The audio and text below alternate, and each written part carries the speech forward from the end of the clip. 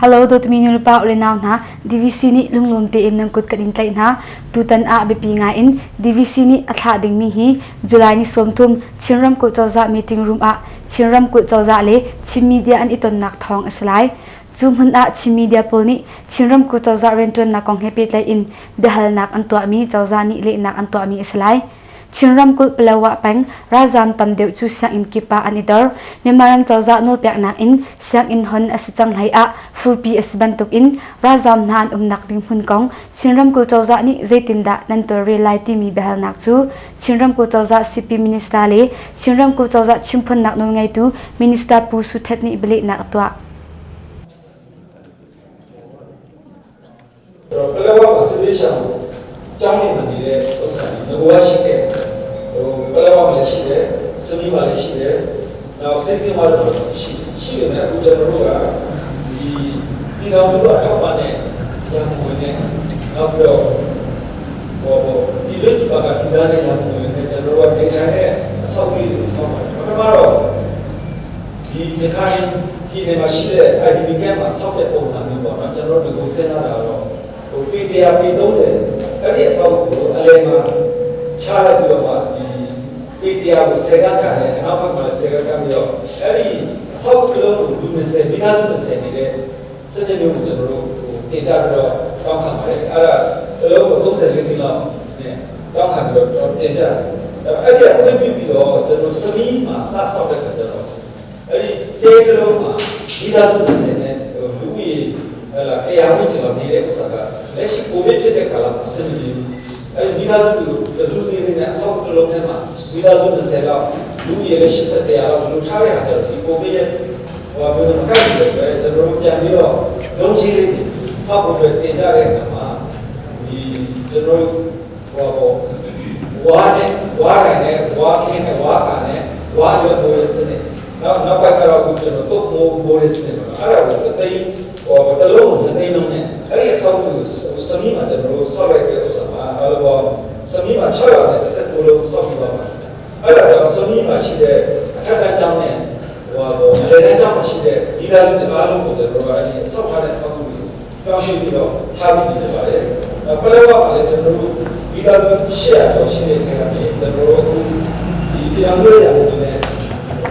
တိတ်တာဒီအလုံး600တော့ဆောက်ပါတယ်အဲ့လိုအားလုံး320ပြီးတော့ဆိုအဲ့ဒါစာတင်ကြောင်းမှာရှိတဲ့ဟာလေဘူလုံးကြောင်းမှာရှိတဲ့ဒီမိသားစုအားလုံးတို့တော့ဒီလုံချင်းအင်ဂျင်ကိုရှုပြောင်းပြီးတော့ဒီပါလေမိစားတော့ကြောင်းမှာရှိပါဘူးစိတ်စေဝါမှာရှိတဲ့ကြောင်းကဆောက်တယ်စိတ်စေဝါမှာဆောက်တယ်တတိယကနေကျွန်တော်ပြောင်းရှုပြီးတော့ရှုတော့ထားတယ်ပါဆိုတော့ဒီမှာမီဒီယာကိုပြောရင်တော့နိုင်ငံတော်ကဘာတွေထောက်ပါလဲပြောရင်တော့နိုင်ငံတော်ကနေပြီးတော့ကျွန်တော်တို့ပါရမတ်ဒေတာရှိပါဟိုဘာလို့ဒေစီမှာ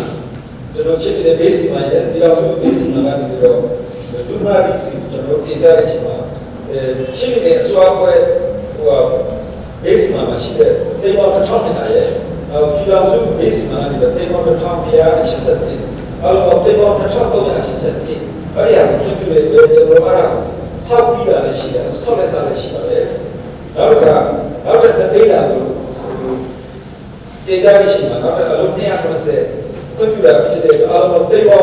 2900နဲ့27သိန်းနဲ့ကျွန်တော်တို့နေရာ၄နေရာကိုကျွန်တော်တို့ဆောက်ပြီးတော့စနစ်နဲ့ဗီဇာဆိုတော့100% ပြီးတော့ကျွန်တော်ပလက်ဝနဲ့စီစဉ်မှာဆောက်လက်စားဖြစ်ပါတယ်ဘာလို့ဆောက်ကဒီမှာဒီပြရလဲဆိုတော့ကျွန်တော်နေပြည်ချင်းကဝါဝယ်လို့မရဘူးကိုယ်ဝယ်လို့မရဘူးနေပြည်ချင်းကပါလို့လာလို့မရတဲ့ဖြစ်တယ်အခုကနေပြည်ချင်းစစ်တဲ့အတွက်ဥပစာဆောက်တာဖြစ်ပါတယ်ဒါတော့ဒီလေးဒီဘာကလွယ်ရှင်နေဒါလည်းတိတ်ရှေ့အောင်ကျွန်တော်ဖြစ်တယ်တော့ဘာပဲရရတဲ့ကျွန်တော်တို့ဒီအောင်စုပါတော့လူလာတဲ့ပတ်စံရဲ့ဒီလေးဒီဘာကလူလာတဲ့ပတ်စံရဲ့အလုံးပေါင်းပြပေါင်း4,430သိန်းလောက်နဲ့ကျွန်တော်တို့ ID နဲ့ပါဟို SCC မိသားစုဒေတာရေးအတွက်ကျွန်တော်တို့ solve ပေးနေတဲ့အကြောင်းရှင်းပြလိုက်ပါတယ်အချင်းချင်းchinram kul pelawa pangra zamnani thongni kungkul maram chimnak a zalong te in mi impact khu nak nga letinda nantor reality mi behal nak chu chinram ku election commission sungtuan ulin choni ble nak atwa pelawa new ne to raw se tin ni su yi ba ko ma ကျေပါမယ်ဒီတော့ဒီကောက်ပွဲကော်မရှင်ကဒီနာပြီးဖြစ်တဲ့အတွက်တော့ပလောဝမျိုးနယ်အတွင်းမှာဒီမှာရှိတဲ့နေပါဒီကောက်ပွဲကျေပါတဲ့နေပါလေလက်ဆန္ဒရှင်ပြည်သူတွေအဲရုံမှာဖြစ်ဖြစ်သူတွေမဲ့ဖြစ်ဖြစ်ဒီနိုင်ဘုရားကြီးပဲပြီးတော့ကျွန်တော်ချင်းပြည်နယ်ကောက်ပွဲကော်မရှင်ကောက်ပွဲနေနဲ့သူပြင်စီမံပြီးတော့ဆောင်းအားချက်ရှိပါပထမတစ်ချက်ကတော့ကျွန်တော်မဲလေးပြည်သူရဲ့အပိုင်းကိုရရှိတဲ့ဘုရားကိုကျွန်တော်တို့ဒီအစီအစဉ်စပြီးတော့2019ခုနှစ်ဇူလိုင်လစစပြီးကျွန်တော်တို့ဒီအစီအစဉ်ဟောပါတယ်ပလောဝမျိုးနယ်မှာကရက်ကွက်နဲ့ကြေးတော်အုပ်စုကတရားတော်အုပ်စုရှိပါတယ်တရားတော်အုပ်စုလုံးမှာလူကြီးစင်းတွေအားလုံးကိုကျွန်တော်တို့အေးချမ်းစွာနဲ့စိန်ခေါ်မှုရှိပဲနဲ့စိန်ခေါ်မှုမရှိပဲနဲ့ကျွန်တော်တို့ကောက်ရရှိခဲ့ပါတယ်အခုဒီအပြည်ပြည်အားလုံးသိရှိကြတဲ့အတိုင်းပဲနိုင်ငံလုံးတိုင်းတာနဲ့ပထမကြိမ်မဲဆန္ဒရှင်စင်းကိုဇူလိုင်လ25ရက်နေ့ကနေဩဂတ်စ်9ရက်နေ့ထိ14ရက်ကြာကျင်းပနိုင်မှုအတွက်ကျွန်တော်တို့ချင်းပြည်နယ်အတွင်းမှာကုမျိုးနယ်တွေကပလောဝမျိုးနယ်ပါဆိုရင်ခုနတရားလုံးအုပ်စုထဲမှာဘယ်စင်းကိုသူ့ရဲ့ကြေးပါတွေမှာကတ်နိုင်တဲ့ဘယ်စင်းတွေအားလုံးဒီ30အုပ်စုရှိပါတယ်ကျန်တဲ့90အုပ်စုကတော့မျိုးပေါ်မျိုးနယ်ရွေးကောက်ပွဲကော်မရှင်ပေါ်ကရုံးမှာထားကြည့်ပါမျိုးပေါ်ဂျပန်မျိုးပေါ်ရွေးကောက်ပွဲကော်မရှင်ပေါ်ကရုံးမှာထားကြည့်ရတဲ့ဘယ်စင်းတွေကိုကြေးတော်မှာထားကြည့်ရနိုင်ခြင်းမရှိတဲ့ရကြေးကော်မရှင်အတွင်းမှုတွေကျွန်တော်တို့အုပ်ချုပ်ရေးအားကျွန်တော်တို့ရဲ့ရွေးကောက်ပွဲကော်မရှင်ပေါ်ကရကြေးအတွင်းမှုတွေကစောင့်ပြီးတော့ပုံစံ3တွေပုံစံ4တွေဒီကပဲနေတဲ့ပုံနေနဲ့ဆက်သွယ်ပြီးတော့ပြင်ဆင်ခြင်းနဲ့ပြည့်စုံခြင်းနဲ့ဆောင်ရွက်ရှိတယ်လို့ပဲသူတို့လည်းပါလာတဲ့အချက်လက်တွေနဲ့ကျွန်တော်ဒီမဲစင်းကိုပြည့်စုံမှန်ကန်ဖို့ဖြစ်အောင်မြို့ပေါ်မှာမကတ်နိုင်တဲ့နေရာမှာမြို့ပေါ်မှာကတ်ပြီးတော့မြို့ပေါ်မှာပဲပြင်ဆင်ခြင်းလုပ်ငန်းတွေဆောင်ရွက်ရှိတယ်ကျွန်တော်ဒီမဲကိုလည်းပတ်သက်ပြီးတော့လည်းကျွန်တော်ပလောဝမြို့နယ်မှာ2015တုန်းကကျွန်တော်တို့မဲကိုကိုနေနေတာ168ရုံရှိပြီးတော့2020တော့ကိုကျွန်တော်ယာထားတဲ့မဲကိုဒီ150နေဖြစ်ပါတယ်ကျွန်တော်16ရုံတိုးပြီးတော့ယာထားပါတယ်ခွင့်လင့်နိုင်ဖို့အတွက်16ရုံတိုးပါတယ်ရွေးချယ်တာလည်းလက်ဆန္ဒရှင်ပြည်သူတွေမဲကိုလည်းပူလာနိုင်ဖို့အခုလက်ရှိအခြေအနေမှာ COVID-19 ကူးစက်ရောဂါကိုကျွန်တော်ကာကွယ်ထိန်းသိမ်းနိုင်ဖို့အတွက်ကိုရွေးပြီးတော့မဲရုံကိုလည်း2015တက်ကို16ရုံတိုးပြီးတော့ယာထားပြီးဖြစ်ပါတယ်မဲရုံသုံးပစ္စည်းတွေအားလုံးပြီးလည်းကျွန်တော်တို့စစ်တွေမျိုးကိုရောက်ရှိပြီးဖြစ်ပါတယ်အဲ့ဒါတွေအားလုံးကိုကျွန်တော်တို့ပို့လာတိုင်းတော့ပုံပြပါအနောက်ဝမျိုးတွေကိုရောက်ကျွန်တော်တို့ပို့ဆောင်တော့မှာဖြစ်ပါတယ်ဒီလက်ရှိအခြေအနေမှာတော့ဘယ်လိုပို့မလဲလို့မေးရင်တော့ကျွန်တော်တို့ကဒီလက်နေရတော့ပထမဒီလက်နဲ့အမေရဒုတိယဒီလက်ဘယ်ရလို့ရှိရင်တော့နောက်ဆုံးဒီလက်နဲ့တော့ပါဆိုဒါတော့ဒီကောက်ပွဲကော်မရှင်ပေါ်ကအစစ်စစ်အနေနဲ့ကတော့ဒီ2020ရွေးကောက်ပွဲမှာပထမမှာမြို့နယ်မှာရှိတဲ့မဲဆန္ဒရှင်တွေကိုevery bank ကိုဆုံးရှုံးမှုအတွက်ယူရပြီးတော့ကျွန်တော်အနေနဲ့သူတင်ပြင်ဆင်ဆောင်ရရှိပါတယ်ဘယ်မှာရှိရနေမှာကျွန်တော်တို့ချင်းပြည်နယ်မှာရှိတဲ့ပလောဝမြို့နယ်ရဲ့မဲဆန္ဒရှင်ပြည်သူတွေကိုမဲပေးခွင့်ရအောင်တော့တယ်ရတယ်ပါကိုတက်နိုင်တဲ့ဘက်ကဒီပါတော့အားပေးပြီးတော့ဆောင်ရွက်ပေးကြပါနောက်တစ်ခါကျတော့ကျွန်တော်ဒီပလောဝမြို့နယ်မှာရှိတဲ့မဲဆန္ဒရှင်တွေနဲ့လည်းကျွန်တော်တို့ရွေးကောက်ပွဲမှာမဲပေးခွင့်ရဖို့အတွက်ကိုစူပေါက်ပွဲတော့ကျွန်တော်တို့ဒီဘက်ကချင်းပြည်နယ်ရွေးကောက်ပွဲကော်မရှင်ပေါ်ခွင့်တဲ့ကော်မရှင်ပေါ်ခွင့်အဆင့်ဆင့်ရတယ်စူးစမ်းပြီးတော့ဆောင်ရွက်နေတယ်ဖြစ်တဲ့ဆိုတဲ့အကြောင်းကိုလည်းကျွန်တော်တို့လည်းပြကြမရှိဘူးทองนี้กุมกุลเมมารำชิมนักชิรำกุลปุ่มติงเหล่านานี้จะลองตีอินมีเอ็มแปะโคนักชิรำกุล election commission นี้จะบรรทุกทีมลับนักดานันไงที่มีเบหัลนักให้เปิดไลน์อินชิรำกุล election commission ชงตวนอูลินโจนีเบลีนักตัว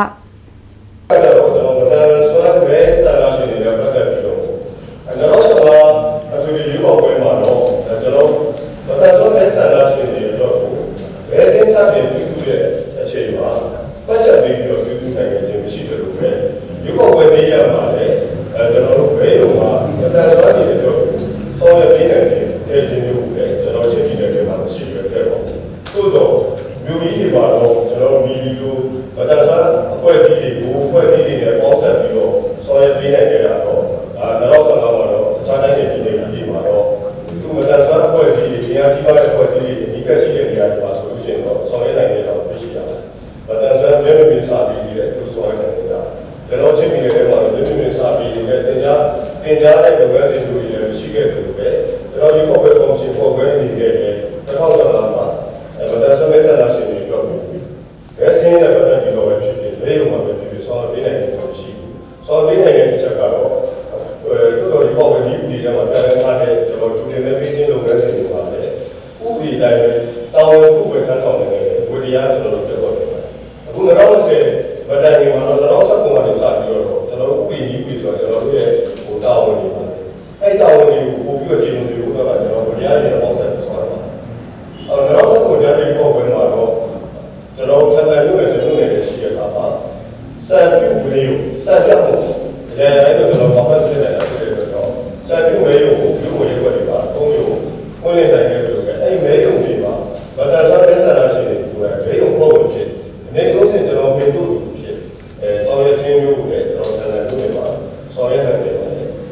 ရှိထားတဲ့တမန်လိုက်တဲ့ဒီမှာလည်းကျွန်တော်တို့စံပြည့်ရဲဆိုရတယ်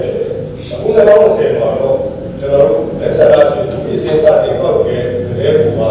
အခရီးဦးတို့ဒီတာတာတွေမှာဦးစီးပြီးတော့ကောက်ပေးကြတဲ့ဘူမှာမှတ်ချက်တွေထဲမှာဗတန်ဆွမ်းလက်ဆက်လာရှိနေဆိုပြီးတော့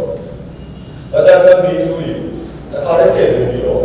ကောက်ယူနိုင်ခဲ့တဲ့ဂျာရိုင်လုံးတွေများအရှိအကျိုးနေရာမှာတော့ဝယ်ချက်ရှိပါတယ်ဗတန်ဆွမ်းဒီလူတွေမှာခန္ဓာကိုယ်ကဆွမ်းတာ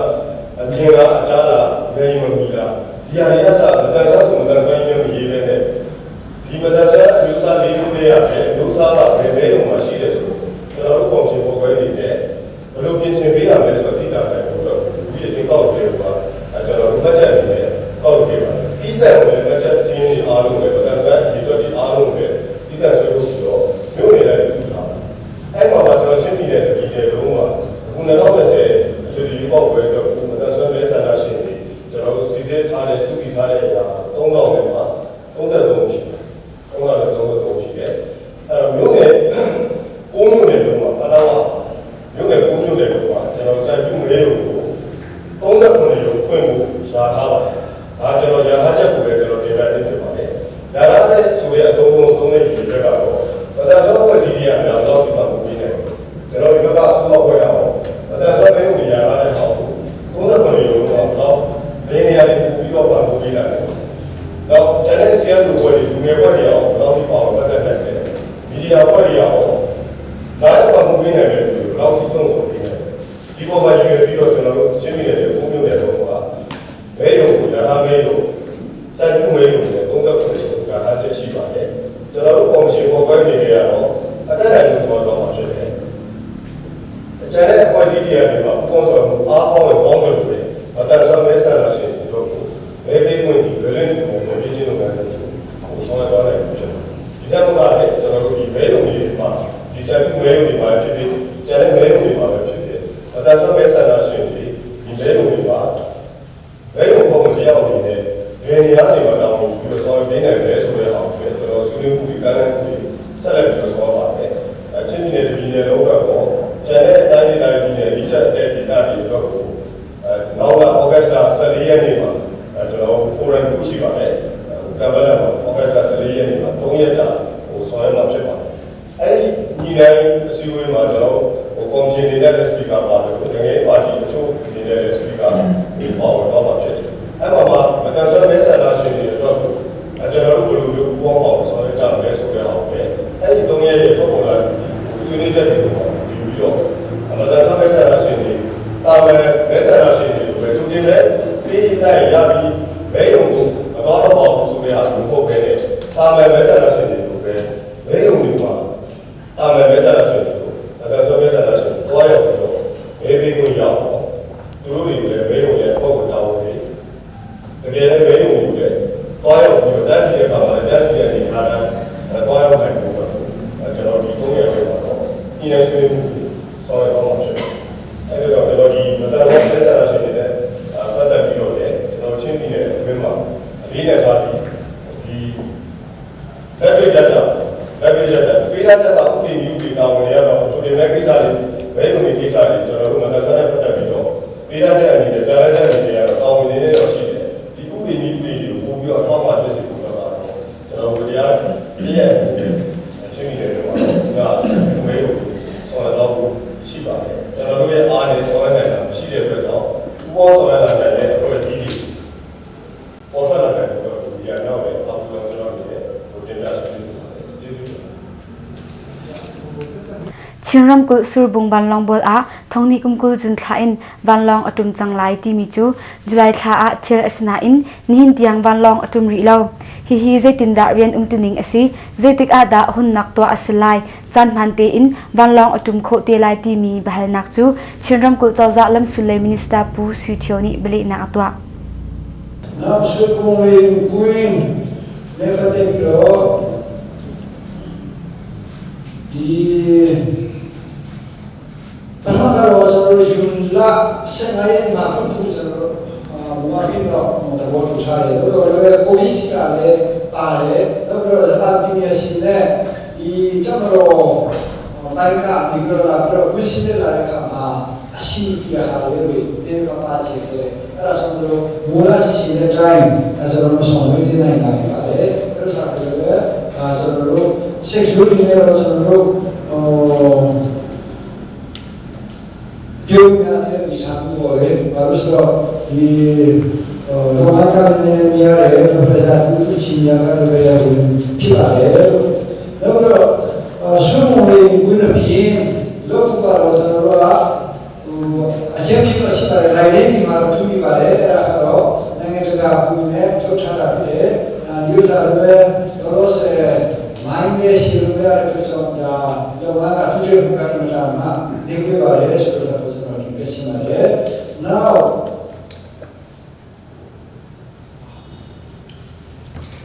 Gione di Garo, ora le si deve stare tu sei mai lo si pare, deve stare tu il che ne cari però tu si deve tu poco più pare, so se mai lo si pare, di che sarà per però sono lo la po macere a di più di c'è che sarebbe io se ga su lo baby da pare, tutto dovrebbe neanche c'è di sognare che la materia è tutto bene, ma non sa pescare, a ciccia io non mi ha tenuto a pare. No, di una sono più basso come resto sa, capire fare, se non si c'ha la si pare, però male a c'ha si pare, no, di giving sai la così la fi pare, per così la c'è come 내게 너의 발전을 치니 너들어 이 두원 아이데 이전으로 돌아가고 이전으로 이게 내 신의 사실에 두가 돈장 일에 하고 말해 장장하래 위치하고 말해 이게 말해 두 군노 신비로 탈탄 이제 이사시 말해 요사 배로 피매 그리고 수역사가로 서로 로로세딩에 비오르냐들의 이사시 말해 그래서 Nanging oleh baca pemakai mujiware Frans sudah tulis dasar biar pembayaran aku cakap di hari itu yang biasa tetapi hasilnya ya hasil biasa jamro di lejang apa ya hasil biasa yang sampai mereka di yang pengaruh di jalur kampanye mereka di sambil kupito bare terasa di pian kuin 지선이가로 저쪽 부배산 공대 합의를 들어서 그 내가 단자체 도시 요밥이 관음으로 시발에 배로 하시기에 그리고 주력사로 저를 비전한 시점 비전을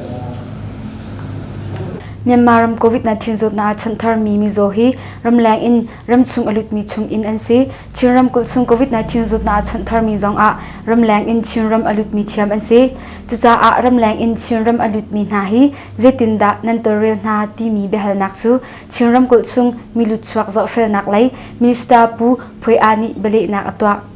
COVID-19 ki sa ro chin ne soya ni ne COVID-19 về ta si phơi số là gì mà, cái gì phơi vào đây rồi đó, cũng mong được sống được là gì mà đấy. Chúng tôi sẽ coi là đi vùng đi ở đây đi van đi đâu đi bộ, hoặc là lên khán giả đi, hoặc đi lưu sĩ thì nó số nhà mình này là đi đâu chùa là đi, chùa bộ là đi cái chỗ sống được mà đấy. Chúng tôi sẽ theo mình qua đây chủ yếu là qua đây chủ yếu đi bộ đi cả mà đó, hiện tại mình đang chỉ là công tác sẽ tại 대학 오는 노래 내가 지도시 양기로 대칸아 시다. 그래서 제가 이 대학 온 안상 보마. 그거 시민의 마소인 위로 지가로 지가 개망로 소인 대학 온 안상 모티가 그거 이 난장만이 비장을 안에 보고 시에서 저들로 소야님의 하나상야 스세 거의 거의로 아니 모델에 대감비로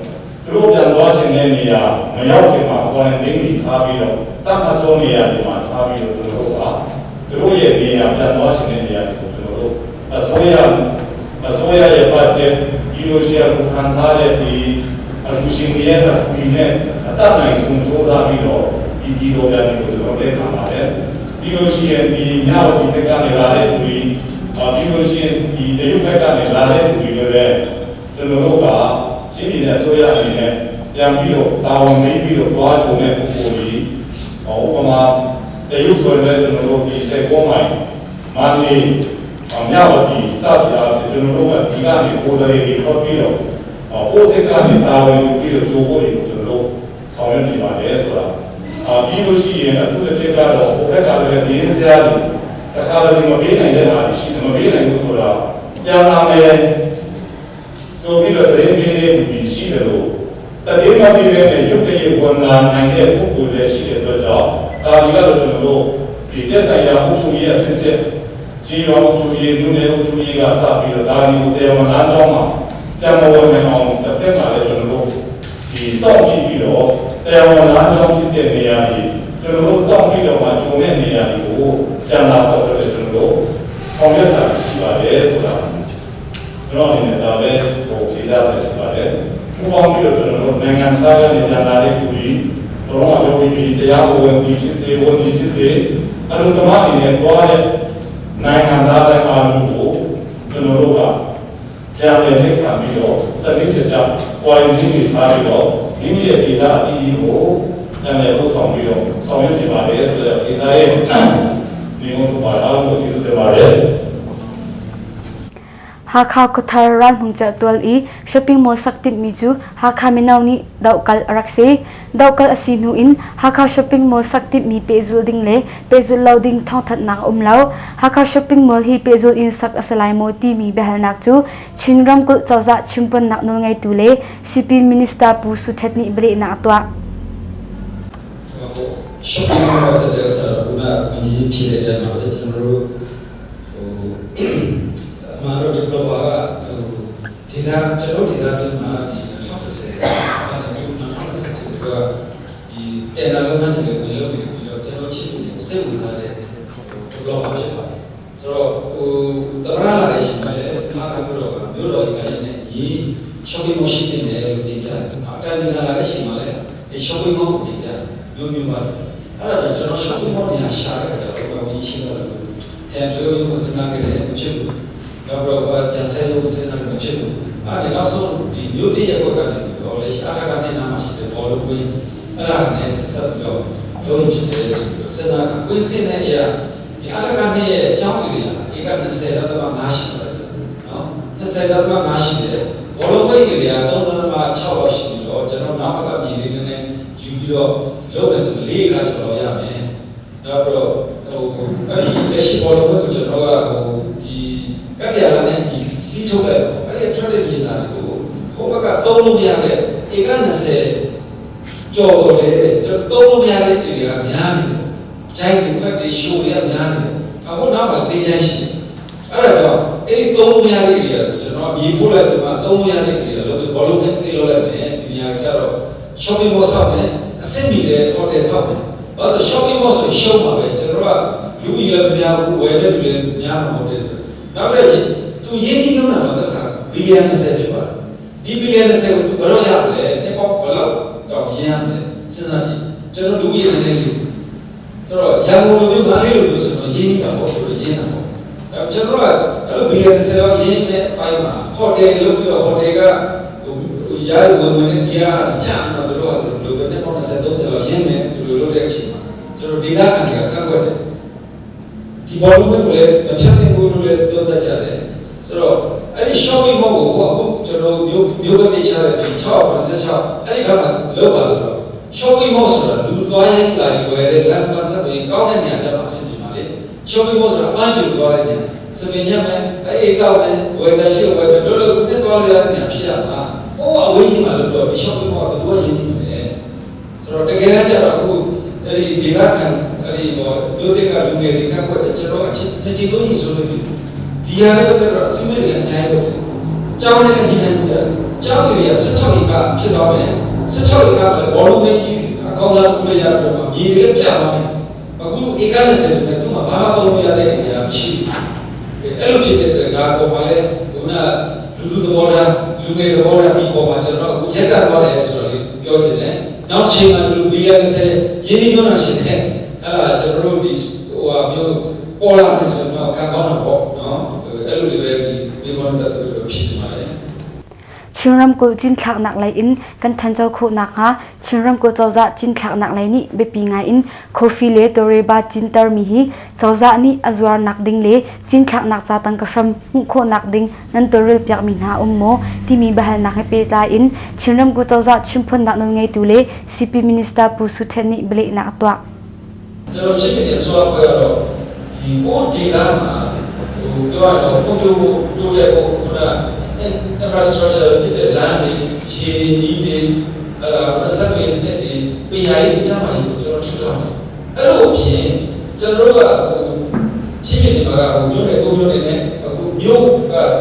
ဆက်လို့ဖြစ်လာပြီမြို့ပေါ်မှာ20ရှိအဲ့တော့တည်ပြီးပြောကျွန်တော်တို့ဒီစစ်ဟိုပေါ့ကျွန်တော်ကလည်းဒီမှာအားလုံးကစဉ်းစားပြီးတော့ဒီဆောက်နေဖြစ်တာဒီဆောက်တော့ကျွန်တော်တို့ဒီစိုက်ပျိုးရေးချင်းရောက်တာစတဲ့အားတွေနဲ့တောက်လျှောက်ဆင်းရတာချင်းရောက်တာစတဲ့လုပ်တဲ့အတွက်တဘာဝတူတဲ့ပြစ်စစ်တဲ့အများကြီးအားကြောင့်ဟိုဖြစ်နိုင်တော့လာစတဲ့ infrastructure ရှိကျွန်တော်ရဲ့ဒီစကဟိုတယ်ကီလိုမီတာပို့ပြောဒါမျိုးလိုလည်းဦးတယ်ဒါပေမဲ့စိုက်ပျိုးမှုတွေကအခြေခံကြဆုံးတယ်ကြီးလက်မှနေတာဟို15ရာခိုင်နှုန်းနဲ့20ရာခိုင်နှုန်းထိကြီးလက်မှနေပြီးတော့မြို့ပေါ်မှာနေတာ80ရာခိုင်နှုန်းမရှိsorry မြို့ပေါ်မှာနေတာ15ကနေ20ရာခိုင်နှုန်းမရှိပြီးတော့ကြီးလက်မှာ80ရာခိုင်နှုန်းရှိတယ်80ရာခိုင်နှုန်းရဲ့ဟိုဒီစာမဒီတော့စိုက်ပျိုးမှုတွေကမရှိလို့များတယ်ဖြစ်တဲ့အတွက်အဲ့ဒီပုံမှာတော့ကျွန်တော်တို့ကကြီးလက်ထိတာအောင်လုပ်ပြီးတယ်ကြီးလက်ထိဟို control နဲ့ကျွန်တော်ပေါက်ပြီးတယ်သူတို့ရဲ့ track တော့ပဲဈေးကောင်းရအောင်ဒီလိုမျိုးကျွန်တော်စစ်သားတယ်ဆိုတော့စိုက်ပျိုးရေးနဲ့ပတ်သက်တော့ဟိုကျွန်တော်အရင်ကစီမံကိန်းမျိုးလုပ်လာကြတာရှိတယ်ဟို coffee စိုက်ပျိုးလုပ်ငန်းတွေဝါဒါပေမဲ့ဟိုဝါကဟိုနိုင်ငံတကာဈေးကွက်အဲ့ဒါတရုတ်ဈေးကွက်ကိုရီးယားဈေးကွက်ဂျပန်ဈေးကွက်အဲ့လိုမျိုးဈေးကွက်တွေအများကြီးရှိတယ်ဝါကကျွန်တော်အစိုးရကတော့တော့အပြီးစားလို့ဟိုဒေသခံတွေကတိုးလို့လည်းစိုက်ကြကပ်ပလေးနေတာဟိုမတူပြီး resource ဆိုရင်အရန်ကိုထွက်တယ်နော်အဲ့ဒီဘက်ကဆိုရင်ကိုယ့်ဟာဒီ private sector အနေနဲ့တိုးမြင့်မှုအရန်လို့ပြောအခုဆိုရင်မိသားစုကျွန်တော်ဝါဥဆိုင်တော့ဒီထောင်ပြောလို့တဲ့အဆင်ဖြစ်တယ်ဆိုတော့အစိုးရအနေနဲ့လည်းဒီဝါဥဆိုင်တာကိုအားပေးတယ်ချီးမွမ်းရလို့ကျွန်တော်ကြိုးစားပြီးနေတယ် coffee စိုက်ဖို့အတွက်ကိုလည်းကျွန်တော် coffee စိုက်ဖို့အတွက်ကိုအခမဲ့ coffee ပေးပြီးဖို့နေ့တိုင်းသိနေရှိပြောပြီးတော့မှမျိုးနေတယ်ဖြတ်ပြရရှိဝါဥဆိုလည်းကျွန်တော် budget ချက်ပြီးတော့ပြီးခဲ့တဲ့နေ့မှာဆိုလည်း budget သိရှေ့တော့ချက်ပြီးတော့မှဝါဥကိုဝယ်တယ်မျိုးနေတိုင်းကျွန်တော်ဝါဥမျိုးစီဖြတ်ပြီးနောက်ကဒီနေ့20ပါဆိုလည်းဝါမျိုးစီအတွက်ကိုသိတဲ့ဆောင်ဟိုဆက်ပြီးထားတာချက်တာကျွန်တော်တွေ့ပါတယ်ဒီသိတဲ့ဆောင်နဲ့ဝါဥဝယ်ပြီးမျိုးစီကိုဝယ်ပြီးတော့နောက်ထပ်တဲ့ဒေသကိုဖြတ်ဖို့အဲ့လိုပြီးတော့ဟိုရည်စူးလုပ်နေတယ်ဘာလို့ဆိုတော့ကျွန်တော်ဒီတောင်ရဆက်ပြလာတဲ့ဆိုင်သူ့ရဲ့ဝင်ကဟိုမာဆန်ချက်ပေါ့အဲ့လိုကြီးထွက်လာတဲ့ကျွန်တော်ရဲ့ခြေကလေးကပုံပြဖို့ခြေကလေးကလူကြီးဟိုအဆင်ပြေဖို့ဆိုရင်ဒီဝါဆက်ပြလာကောင်းတဲ့ကျွန်တော်တို့ကလည်းဝါချီကြဖို့စူးစမ်းဆောင်နေတဲ့ကာလဖြစ်တဲ့အကြောင်းဒီမှာရှင်းလို့ပါတယ်နောက်တစ်ခုကအခုနကကျွန်တော်ဖြေလိုက်တဲ့အခါကျတော့ပါခင်ဗျာ coffee ပြဝါပြဈေးကွက်နော်ဝါကဈေးကွက်ရှိတယ်ဟိုကျွန်တော်တို့တရုတ်ကလည်းဟိုဒီမိသားမရှိတဲ့စိတ်ဝင်ထွက်ကြရဝယ်မယ်ဆိုကမ်းထားအဲ့ဒါတို့တရုတ်ကိုဒီရုပ်နဲ့ဒီစိုက်ဖို့ပြောသွားတဲ့အချိန်မှာတန်900စာချုပ်အချမ်းရှုပ်တယ်တကယ်တော့ပုံမှန်ဆိုတဲ့ခါကျတော့ဒီမှာဝါကိုလည်းစိတ်ဝင်နေပြီးတော့ကောင်းအောင် quality ကောင်းအောင်ထုတ်ပြီးအဲ့ဒီမှာကိုဘေးလည်းဖြစ်လိုက်တော့ဝါကရောင်းများအခုအဲ့ဒီကဒီမျိုးမှလည်းလူတွေလည်းတော်တော်ဒုက္ခရောက်နေတယ်ဒီဝါဟိုစိုက်တဲ့တောင်တွေလည်းရောင်းလို့မရအချောကိုလည်းပြင်မထုတ်ရောင်းလို့မရအဲ့လိုမျိုးဖြစ်နေတယ်ပေါ့နော်အဲ့ဒီကတော့ကျွန်တော်အစိုးရအဖွဲ့ကပြောရတော့အစိုးရအဖွဲ့ဆိုတာကဒီပြည်တော်စုတင်ကပြည်တော်စုကတစ်ဆက်တဲ့နိုင်ငံကဆက်ဆံရတဲ့အမျိုးဖြစ်တဲ့အတွက် private sector ကလည်းလက်ရှိဒီ website ကမိသားက direct ကိုဆက်သွယ်ပြီးတော့တတိယလာတင်ရလို့ကြည့်ရဆိုတော့ဒီမှာရှင်းနေလို့ပါနော် Zero ada nihin tiang haka timi dinti atlantin khori lauti mi behal naksu chinram ko chaza chimpon nak ngai tule CP minister pu su thetni akos thachung a atlantin kho nak ding in kan to alai tia bele na atwa ini ne pada bilo haka ma janro da 2016 ko gare ba ka yu ti saw ke ti saw to tege ran da 2014 sa ha ya budget ya lo yin so la chat ya ti လွယ်ထလို့ပြီးမှအဲ့ဒီမျိုးကိုရ ရေပေးတဲ့စနစ်ကိုလုပ်ခဲ့တာပါအဲ့ဒီစနစ်လုပ်တဲ့အချိန်မှာလည်း8.8 billion လောက်စတော့ခဲ့ဒန်ဆော့တာရဲ့နောက်ပြီးဒီမြို့ပေါ်မှာရှိတဲ့ကျွန်တော်တို့ကာလလေးလေးစတဲ့ကန်လေးကိုအရောက်နောက်ပြီးကာလလေးလေးစတဲ့ကန်ဘာလို့အရောက်ပို့လဲဆိုတော့အဲ့ဒီမှာ source ဆိုတဲ့ရေတတ်တဲ့စနစ်ပေါ့နော်အဲ့ဒါမျိုးနဲ့ဆိုအဲ့ဒီကာလလေးလေးကမှပဲနောက်ထပ်ကာလသိန်းဆောက်ရတယ်လေးလေးက source ကထွက်လာတဲ့ရေတတ်ကိုတသိန်းမှာစက်ထဲမှာတသိန်းကနေပြီးတော့မြို့တစ်ခုလုံးကိုဖြတ်မှာဖြစ်ပါဆိုတော့ဒီတင်းကြီးကနေပြီးတော့ဒီကာလလေးလေးထိရောက်ကအစစ်50ပါပြီးတော့ transformer ခဏလုံးတင်ရတယ် transformer ခဏလုံးနဲ့330 transformer ၄လုံးနောက်တော့200 transformer 3လုံးနဲ့အားလုံး transformer ခဏလုံးနဲ့တင်ဒါပေမဲ့ဒီတင်းကြီးကနေပြီးတော့ဒီမြို့ပေါ်ကြီးကအများစစ်နေများပြီးတော့များရတယ်လက်စစ်ကြီးကလည်းမကြမကြပြတ်တယ်နောက်ပြီးတော့ transformer လည်းမကြမကြလောက်နဲ့ကျိုးလည်းမကြမကြဒီ shop တက်နေလို့လဲကြတော့မှ shop ဖြစ်ပြီးတော့ပျက်စီးတာတော်များအဲ့ဒီတော့ auto gas နဲ့တည်းကျွန်တော်တို့ဒီဆောက်တာလေအဲ့ဒီတော့ကိုများပါမပျက်စီးအောင်လုပ်တယ်ဆိုတော့အခုတော့မှအကြမ်းဖြစ်တဲ့အတွက်ငကိုစင်ထားတဲ့ဗီဒီယို9နိုင်ပဲအဲ့ဒါကိုဘတ်ဂျက်ကျွန်တော်တို့4နိုင်ပဲကိုကာဘာကုတ်တက်ပါလေဆက်စစ်ကျိုးနဲ့လဲလို့ကျွန်တော်လုပ်ဆိုတော့ဒီမျိုးရည်ပြီးလုပ်တဲ့ဥစ္စာတင်းကြီးကယူတဲ့ဟာ internet bridge နားပါတယ်နော်ဆိုတော့မျိုးပေါ်ကနေပြီးတော့အခုမျိုးလေးကိုဖြတ်နေလိုက်မှာအခုပြဿနာတက်တယ်မျိုးပေါ်စီတော့ရောက်ပြီးခွက်ခွက်တွေလုပ်ခဲ့ပြီးဒါပေမဲ့ဒီတကယ်တမ်း2.9 billion နဲ့မျိုးလေးဖြတ်နေလုပ်တဲ့အခါကျတော့မိုင်ကဟာကမျိုးရဲ့လက်ရှိကျွန်တော်ရေဖြတ်တဲ့မိုင်ချီတော့ကျွန်တော် group service စလုပ်နေလုပ်တဲ့ဆိုတဲ့ group service ရဲ့ချီတာ39ပါးနဲ့4ပါးရှိမိုင်40ပါဟာကမျိုးပေါ်မှာဖြတ်နေလုပ်တဲ့မိုင်ပေါင်းကမိုင်40ပြီးလောက်ရှိပါတယ်39ပါး4ပါးဆိုတော့အဲ့ဒါကို join ရှိမှာရှေ့တိုင်းမှာလုပ်ခဲ့တဲ့ကုမ္ပဏီတစ်ခု KTL နဲ့ Motion ကုမ္ပဏီတစ်ခုကသူတို့ design ကိုမလုပ်ဘူးစာရေးမပေါ့စင်ဘူးသူတို့ကအဲ့ကိုစက်ပြီးတာနဲ့တော်ရလို့ရှိရင်အိမ်ကိုရေရောက်နေဆိုတဲ့အခါတော့တွေးခဲ့တယ်တော့အဲ့ဒီမှာဒုက္ခရောက်ဆိုတော့တချို့ဥမာ၄လမပိုက်နဲ့တော်ရမယ်နေရော2လမပိုက်နဲ့တော်တာတချို့2လမပိုက်နဲ့တော့နေကြတော့4လမပိုက်တော်တာအဲ့လို design ကိုလောရမှာပြီးတော့မျိုးဖြစ်တဲ့အခါတော့ဒီကျွန်တော် control box ဆိုရင်အိမ်ကိုရေပြီးတဲ့ control box တစ်ခုက12ခုလောက်ပါတချို့က10ခုအိမ်ကိုရေပြီးတဲ့အခါတော့ရေကစတဲ့ကြတော့မထွက်နောက်ပြီးရေ pressure တွေမမှန်ဘူးနောက်ပြီးရေကိုစတဲ့ကြတဲ့မြတ်ကပေးလို့မရဘူးအဲ့လိုမျိုးဖြစ်တဲ့အတွက်အခုတော့ကျွန်တော်တို့ရက်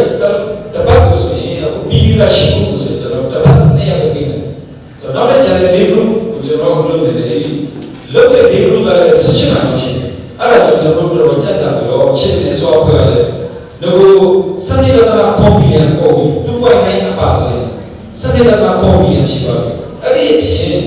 ကျန်တဲ့ဘက်ကဆက်လို့ကိုအဲ့ဒီကွန်ပီယန်နဲ့လုံးတော့ဆင်းပြီးတော့ဆိုတော့ကျွန်တော်စင်းစင်းရမှစင်းစင်းချက်အစီအခံရရတယ်ရုပ်နဲ့သူတို့ကိုအရေးဆောင်ကိုလုပ်နေပါတယ်လုပ်တဲ့ဥစ္စာကိုလည်းသူတို့ဘက်ကကောင်းလေးကိုဘက်ကလည်းဒီနိုင်မောဆက်တဲ့ဥစ္စာကိုကြည့်မပြတ်နောက်ဆုံးကနေဆက်လို့ရောက်ပါတယ်အဲ့ဒီကိစ္စနဲ့ပတ်သက်ပြီးတော့ကျွန်တော်ပြည်တော်စုတို့တော့မျိုးသားတို့တော့လည်းအချမ်းချမ်းပါရှိတာဆိုတော့ဒီပြည်သူတို့ကိုကျွန်တော်အရင်ပိုင်းကမီဒီယာတွေဖြည့်လို့ပြောလိုက်လို့ထွက်တော့ဒီကျွန်တော်ချင်းတယ်လို့တော့ဖြည့်ရတယ်ဆိုတော့အခုကတော့နောက်ထပ်သိန်း400ကျွန်တော်တို့ဒီချင်းတဲ့ဆော့ဖ်ဝဲချပေးတဲ့အတွက်အဲ့ဒါနဲ့လုပ်လိုက်တဲ့အတွက် crucial ကတော့စာရေး design တဲ့ကျွန်တော်တို့လုပ်တယ်ပထမ design ကျွန်တော်တို့တော့ပိုက်ကြီးလည်းတချို့ညာအခုဝယ်လို့လည်းနောက်အခု challenge group ၄ခုလည်းကျွန်တော်တို့၄ခုကလည်းရှင်းပါရှိအဲ့တော့ပိုက်ကြီးကုန်ပြန်ဝယ်ရတယ်အဲ့လိုဖြစ်တဲ့အတွက်အခုဒီ RE မှာဒီ720 RE မှာသိန်း9390ထပ်ပြီးတော့ software နဲ့ estimate ရချပေးတဲ့အတွက်ကျွန်တော်တို့လုပ်နေတယ်ဆိုတော့ဒီ August က30ရက်မှာအပြီးကျွန်တော်တို့လုပ်ထားပါတယ်ဆိုတော့အခုဒီမြို့ပေါ်မှာရှိတဲ့ group 7ခုလုံးပြီးသွားပြီဆိုတော့ဒီ design နဲ့ပါတဲ့အိမ်ရတဲ့အားလုံးကရေရမှာအလဲကြပါတော့ဆိုတော့ကျွန်တော်တို့ကမနေ့ကနေပြီးတော့ညမိုးရှုပ်ကိုတော့ရှုပ်တီးပြီးကနေလက်စစ်ပြီးတော့တင်နေတာတင်တဲ့အတွက်မနာတဲ့လုံးလုံးတဲ့ခါကျတော့လက်စစ်ကိုပြတ်လာတဲ့ transformer ပြတ်လာတဲ့မျိုးမျိုးဖြစ်တယ်ဆိုတော့တော့ရှုပ်ဒီလိုတင်နေတယ်တော့ကျွန်တော်ကမြို့ကိုတစ်ချိန်နဲ့ပြီးလို့မရဘူးရက်ွက်လိုက်လှည့်ကြတယ်တပတ်တည်းရပြီ နောက်ကျရင်ကျွန်တော်3ရက်ပြည့်တာစူးစမ်းမယ်3ရက်ကနေတစ်ပတ်ကို4ရက်ပြည့်တာစူးစမ်းမယ်အဲ့လိုမျိုးလုပ်ထားတယ်နောက်ကျန်တဲ့တိုးလာတဲ့စာအရင်ကဒီဟာဟာမျိုးပေါ်မှာစပြီးဒီဇိုင်းဆွဲလို့ပါဆိုရင်လူကြီးက1000ပဲ3000လောက်ရှိအခုဆိုလူကြီးကဟာဟာမျိုးပေါ်မှာ4000ထက်ပါရှိတယ်အဲ့ဒါကဝန်ထမ်းတွေဆိုနောက်တော့တိုးချက်ကလည်းလူတွေမို့အစင်းရင်းနဲ့မြင်လာတဲ့အတွက်ဟာလာ SME တွေပါတယ်တဲ့ဟိုဟိုတယ်တွေကအစင်းရလာတဲ့လူတွေမို့စနေကြောင်းပါတယ်နောက်အင်္ဂါနောက်တိုင်းကတော့ခါကြလူတယောက်ရေသုံးစက်ကများတယ်ပဲအဲ့ဒီကောင်ထည့်ပြီးအောင်ဆိုတော့စူးစမ်းဆောင်နေတယ်လို့ဒီမှာဖြစ်နေတယ်ဟိုဒီမှာခုပေါ်ကစားကိုလည်းပြီးတော့စူးစမ်းဆောင်နေတယ်ဆိုအဲ့ဒါကလည်းစီမံကာကနေတာဝန်ယူပြီးတော့ဟိုခက်ခဲပေါင်းများစွာတဲ့လုပ်နေတယ်ဆိုတော့ပြောစီ DVC azau tu angai tunin sunga lunglop nak tampi kan ngai ara lai ding mi akos nili a kan itong than te lai